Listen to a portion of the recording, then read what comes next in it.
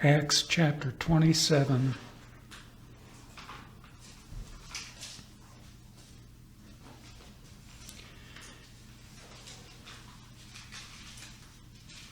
And in Acts chapter 27, we've been looking at the voyage that Paul took to Rome. And we'll pick it up from verse 5. Acts 27, verse 5. When we had sailed through the sea along the coast of Cilicia and Pamphylia, we landed at Mura and Lycia, which is a province of Asia Minor. And I pronounce those two words. I'm not sure of how these are commonly pronounced. I pronounce those as they are pronounced in the Koine Greek, in the manuscripts. A lot of times I go with the common English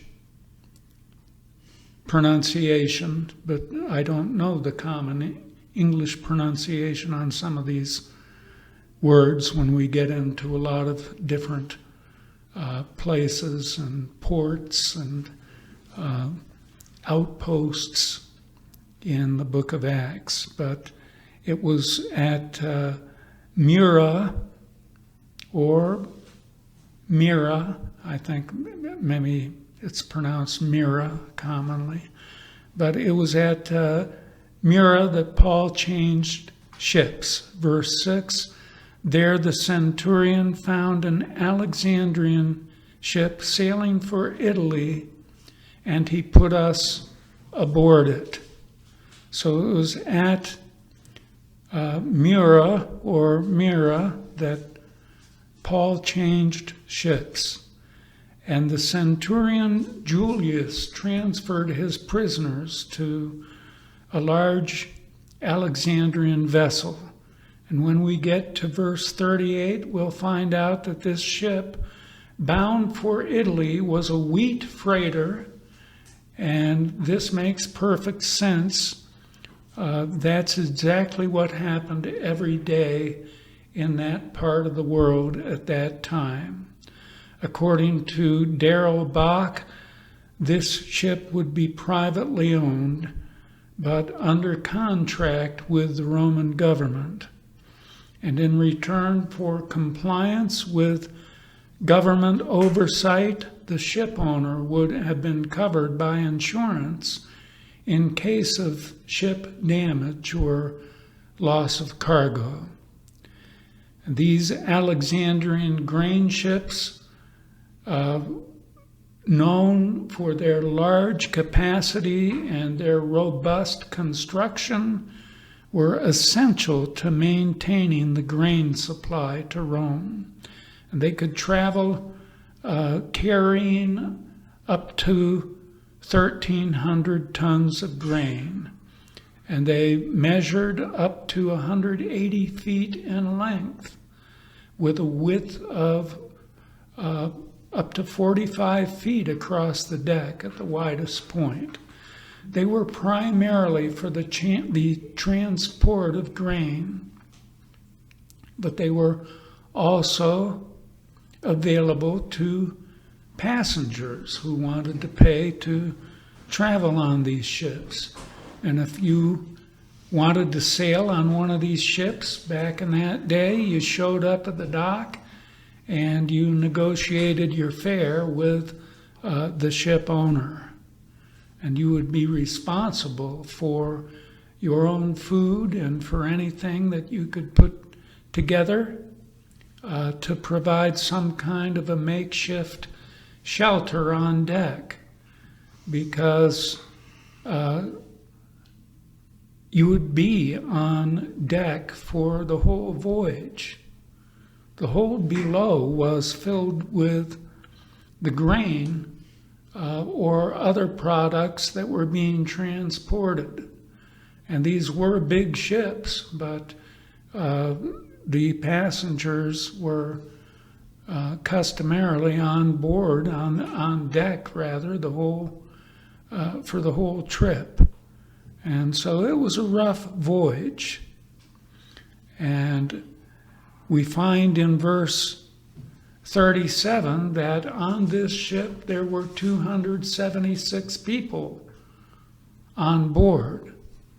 And to put that into perspective, as I noted in a recent study, the study of a couple weeks ago, there were about 150 people on board the Mayflower.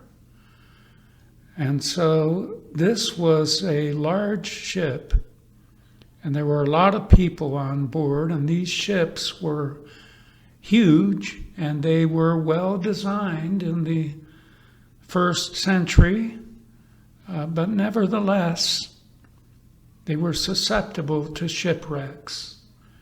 And prior to this voyage that Paul took, Paul had already written in 2 Corinthians 11:25 that he had been in 3 shipwrecks. And on one of them had spent a night and a day adrift at sea, probably hanging on to a plank or some other floating object. The ancient historian Josephus wrote about a shipwreck that he was in when he was 26 years old. And Josephus mentioned in his account of that Felix was the procurator at that time. And so that was a short time before Paul had appealed to Caesar and was sent to Rome by Festus.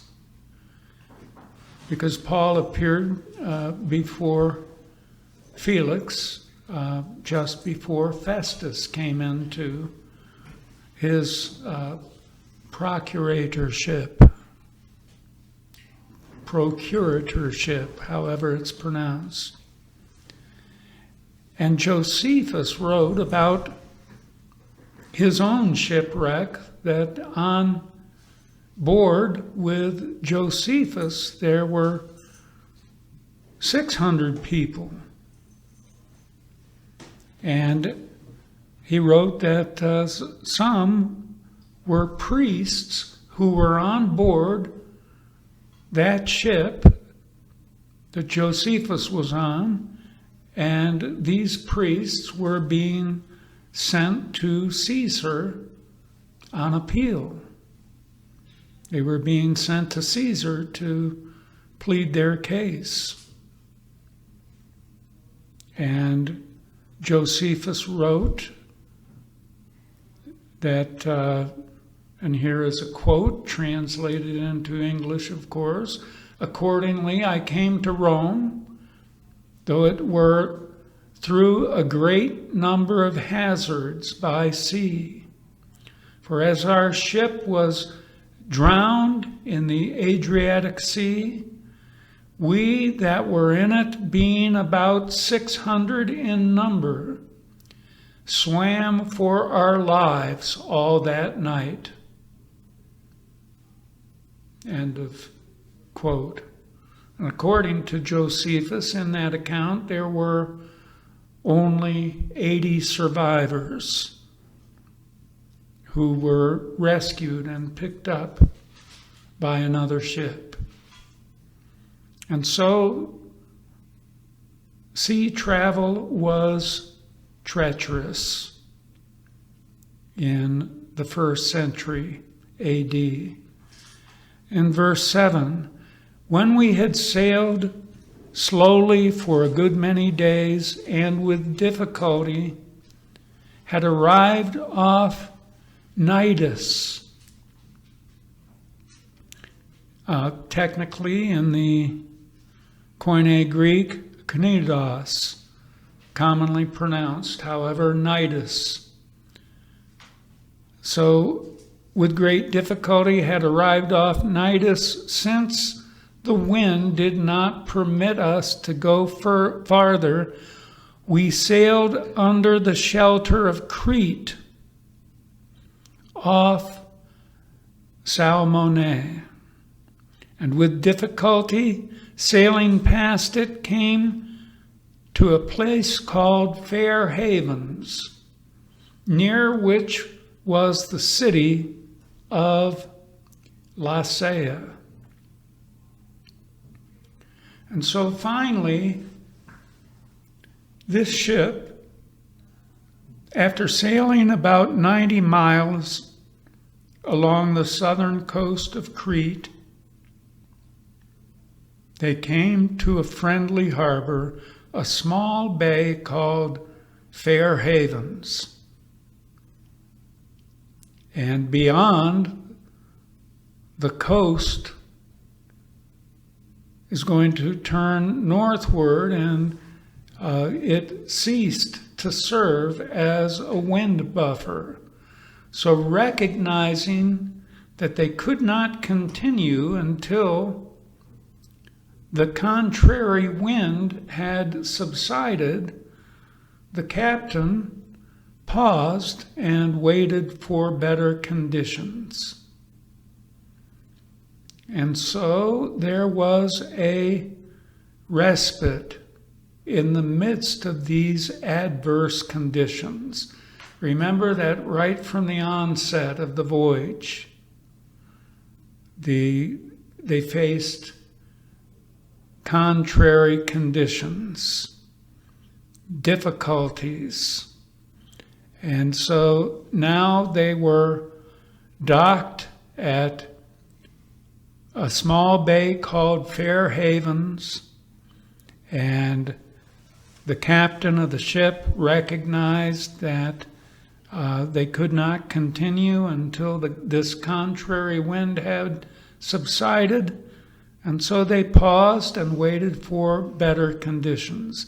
So now there's a respite in the midst of adverse conditions.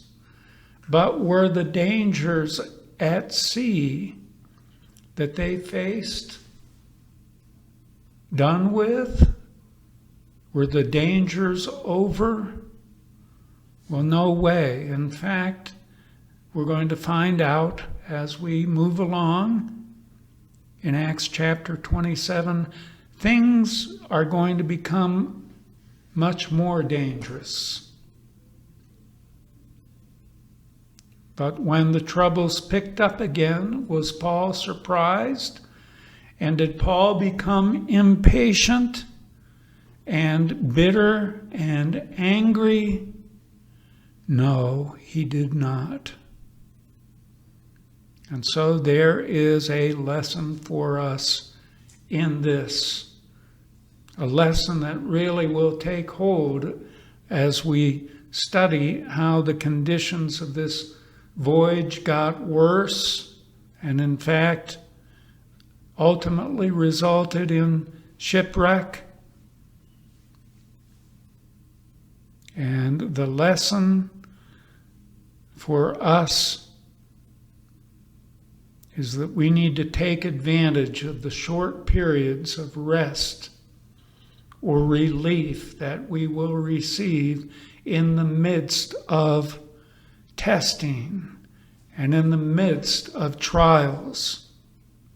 And then we need to not be surprised when, after a period of respite in the plan of God, offered only by grace, troubles pick up again. We need to not be surprised when they do. We need to not be surprised when the adversity picks up again. Beloved, do not be surprised at the fiery ordeal among you, which comes upon you for your testing. Do not be surprised as though some strange thing were happening to you. 1 Peter 4:12.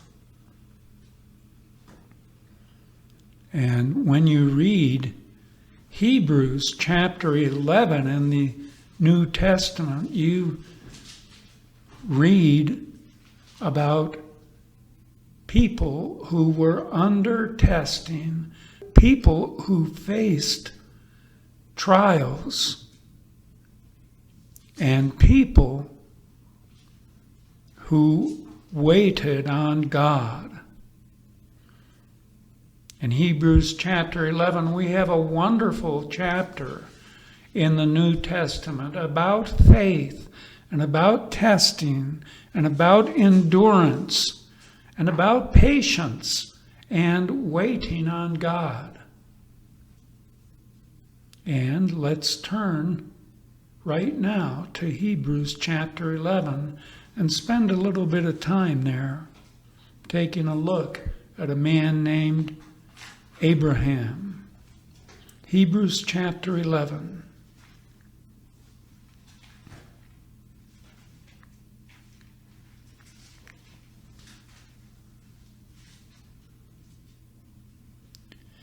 And in Hebrews chapter 11,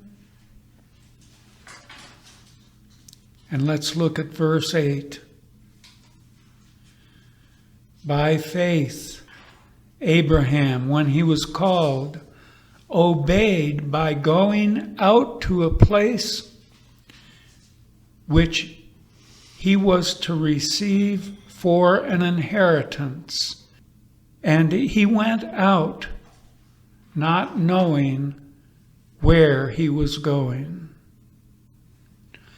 By faith, he lived as an alien in the land of promise, as in a foreign land, dwelling in tents with Isaac and Jacob, fellow heirs of the same promise. For he was looking for the city which has foundations, whose architect and builder is God. When Abraham was called by God, his name was Abram. And Abram means exalted father. And then later in Genesis 17, verse 5, God changed his name to Abraham, father of a great number. But when Abram was called by God, he lived in the city of Ur. And Ur was a city in Mesopotamia on the Euphrates River in what is now southern Iraq. And Ur was not some kind of rough prehistoric settlement where men walked around with clubs, but it was a very advanced ancient city, very advanced. This city was excavated beginning in 1922, and it is shown to be a highly sophisticated city, which represents a highly sophisticated society in Abram's time. Not many years before Abram was born, the governor of Ur, a man named Ur-Nammu, brought this city into great prominence in the ancient world.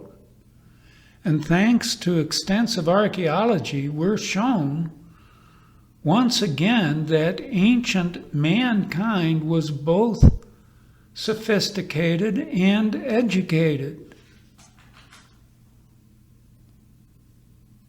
And excavations going back to the days of Abraham have uncovered cobblestone streets, centers of academic study, and 3-story houses with tiled flooring in the ancient city of Ur.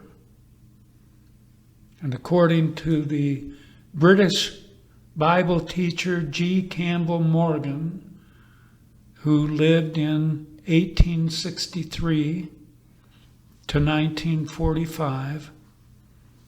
According to G. Campbell Morgan, a clay tablet was excavated from Abraham's time, and whoever had been using it was working out a problem in trigonometry, a problem that at the time Morgan wrote they were still working on at Oxford and Cambridge. I don't know if the problem has been solved since, but it apparently had not been solved at that time that G. Campbell Morgan lived. So Ur was a highly developed and highly organized city, and a city of great education, and a city of wealth, and a city of luxury in the time that Abram lived in Ur. And some historians believe that Abraham's father was actually a high priest in the heathen religious system of Ur, and that his family was one of the most prominent families in the city. But whatever the case, we do know from Joshua 24, verse 2, that Terah, Abraham's father, worshipped the heathen gods of this city.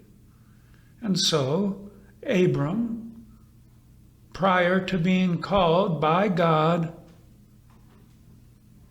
came from a heathen background.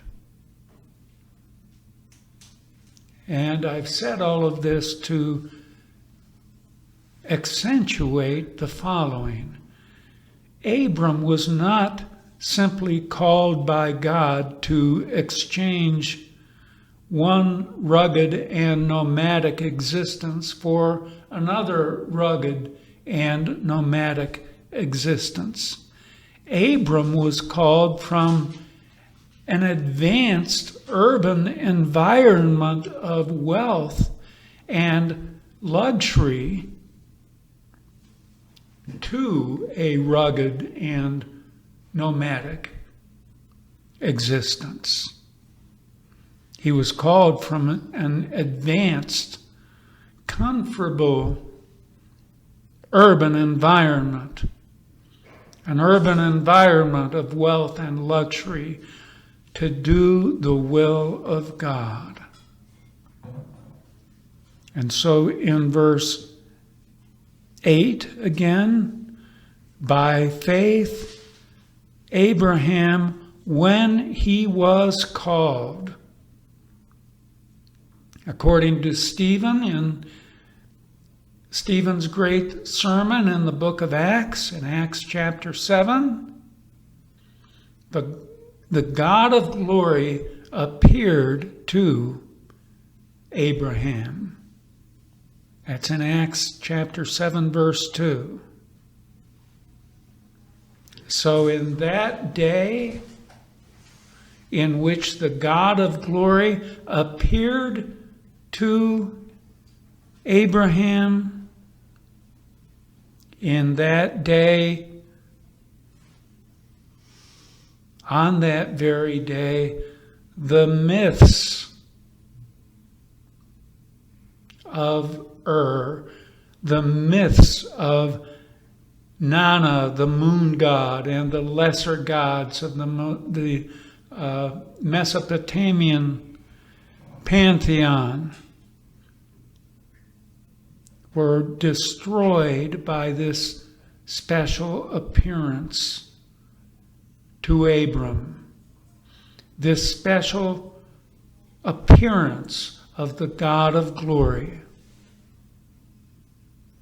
And God called Abram, later known as Abraham, to do what? In Genesis 12, verse 1, Now the Lord said to Abram, go forth from your country and from your relatives and from your father's house to the land which I will show you. At that moment, Abram placed his faith in the Lord, and at that moment, his faith began to be tested. Let's look at verse 8 again. By faith, Abraham, when he was called, obeyed by going out to a place which he was to receive for an inheritance, and he went out not knowing where he was going.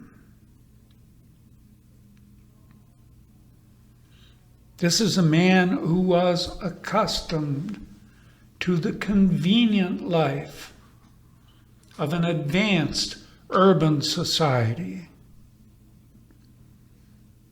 And Abram picked up and left all of that, not knowing where he was going.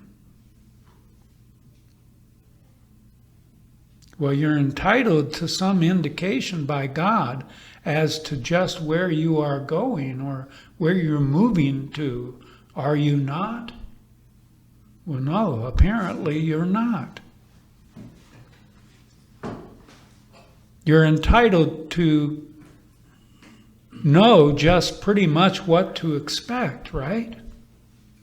Well, no, you are apparently not entitled to that. You're entitled to know at least the possibilities, right? Well, apparently not. In Genesis 12, verses 2 and 3, Abram is told that he would be a great nation and be blessed, and in him all the families of the earth would be blessed, and that there was a land that God would show him. But there was really no description of that land provided, or of any benefits that might equal or surpass the benefits of the city in which he lived. But there was the promise of blessing from the Lord and a great nation through which all the families of the earth would be blessed. So Abram did have that to go on, and what did he do? He picked up and he left. He obeyed God. And as he would obey God in his travels, as he left Ur, as God has instructed, he would live as an alien in the land of promise. Look at verse 9. By faith he lived as an alien in the land of promise, as in a foreign land, dwelling in tents with Isaac and Jacob, fellow heirs of the same promise. Obedience to God in faith required that Abram left the environment to which he was accustomed. Likely one of those multi-level residences with the nice tile floors. And obedience to God required that Abram would instead live in a tent in a foreign land. Bible teacher Stephen Davey, who was actually quoting someone else, but he said this, that would be like God telling you that he's going to give you and your descendants the land of Scotland as an inheritance, and then tell you that you're going to live the rest of your life over there in a camper. In verse 10, for he was looking for the city which has foundations, whose architect and builder is God.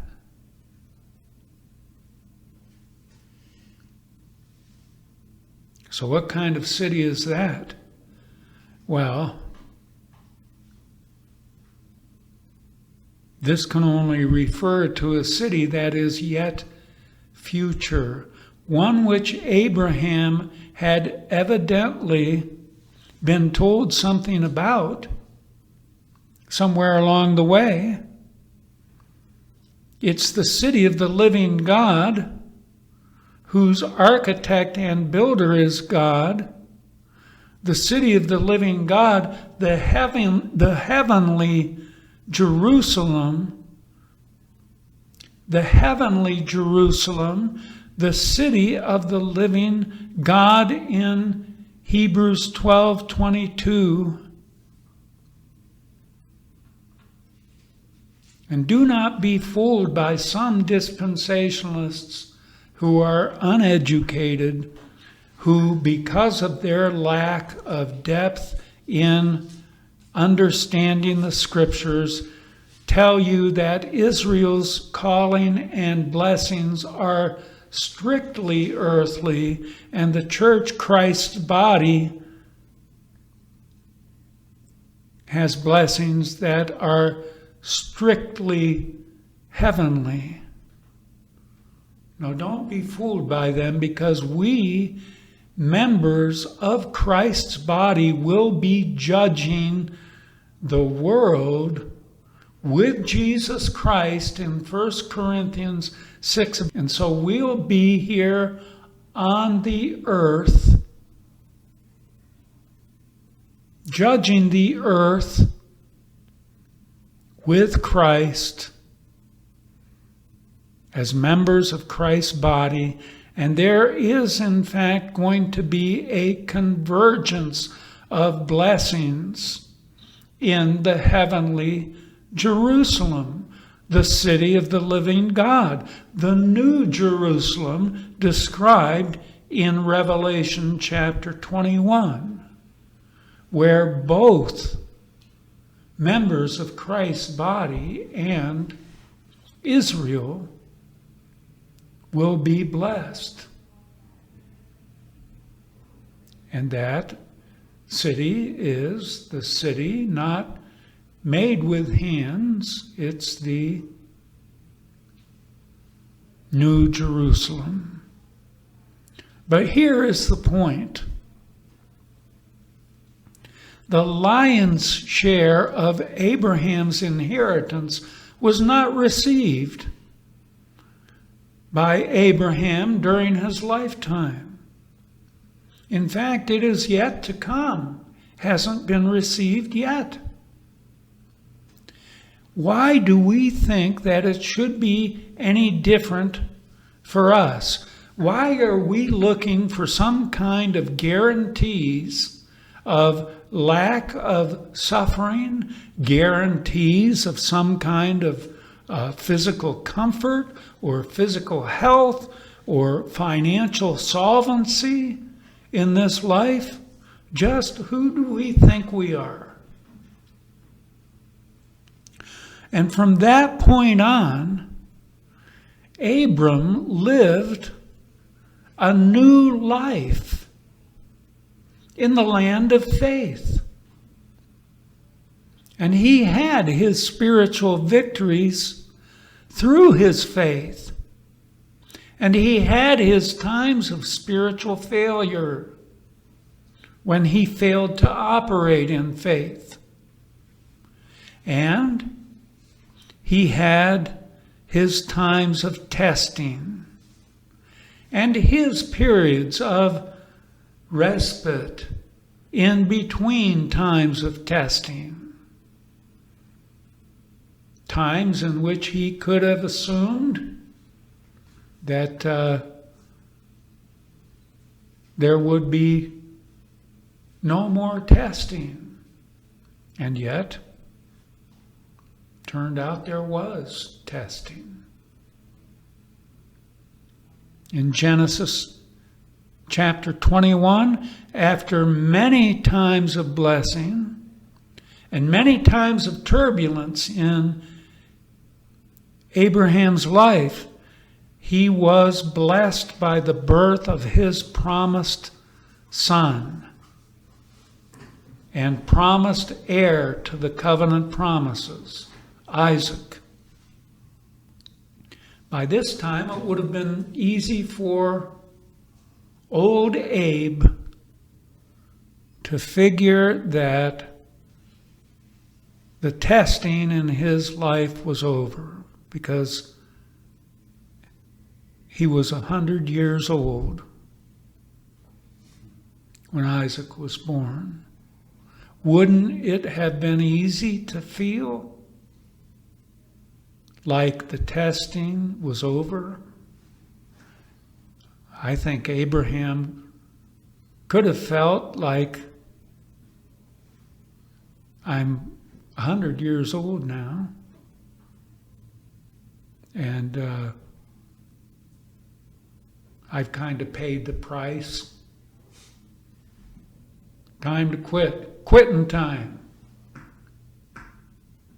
But years after that, Abraham was tested when he was called on to offer his son Isaac as a sacrifice. And that was a much more intense test than Abraham had undergone in his younger years. And we're going to look at that in our next session of study. Let's close this session down with prayer. Father, thank you for our testing as it provides momentum. It provides endurance in the spiritual life, and thus paves the way to greater blessings in time and eternity. And we thank you for the breaks that we receive, periods of rest in between times of testing. And we thank you for the plan of God that shows us in 1 Corinthians 10, verse 13, that no amount of testing is going to overtake us. That is not common to man, but that God will provide an exit so that we might endure the testing in a way that honors the Lord Jesus Christ. We thank you in the name of your Son, Jesus. Amen.